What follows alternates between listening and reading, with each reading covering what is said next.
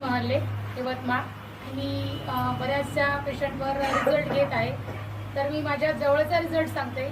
माझ्या आते सासूबाई आहेत, त्यांना फर्स्ट स्टेजचा कॅन्सर आहे.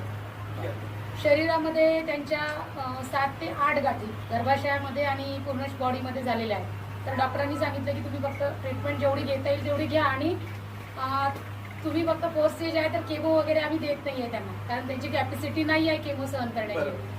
तर गेल्या 10 दिवसापूर्वी त्यांना बहुतेक 1-2 महिन्यामध्ये एका महिन्यामध्ये ताप वगैरे मुरला असेल तर त्यांना झालाय पंडू, जलपंडू.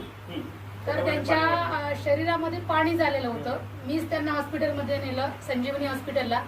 तर ते पूर्ण पोटामध्ये पाणी झालं. तर डॉक्टर म्हणाले यांना फक्त आपण तुम्ही घेऊन येत जा, आपण ट्रीटमेंट देत जाऊ, आणि कारण कॅन्सरचं पाणी आपण काढू शकत नाही असं त्यांनी सांगितलं. तर म्हटलं ठीक आहे.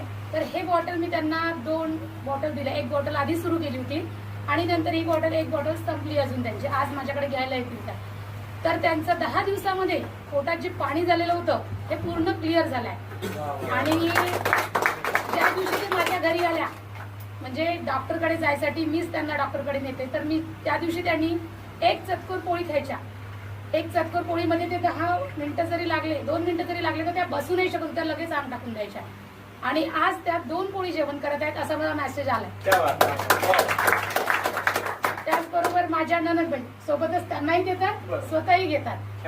तर त्यांच्याही 2 बॉटल झालेल्या आहेत. त्यांना हायपर ऍसिडिटी आहे. तर त्या 1 दिवस झालं की ऍसिडिटीची गोळी घेतात. तर त्यांनी असं बोलल्या मला की मी 15 ते 20 दिवस झाले ऍसिडिटीची गोळी घेतलेली नाहीये. फक्त आणि फक्त अमृत ज्यूसच मी त्यांना देत आहे. त्या व्यतिरिक्त त्याच्यासोबत कुठलंही औषध मी दिलेलं नाही आहे. तर मला असं वाटतं की हे अमृत ज्यूस आपल्यासाठी सगळ्यांना अमृत ज्यूस म्हणूनच आलेला आहे. तर हे सगळ्यांनी यूज करावं. कुठलाही आजार असो अगर नसो.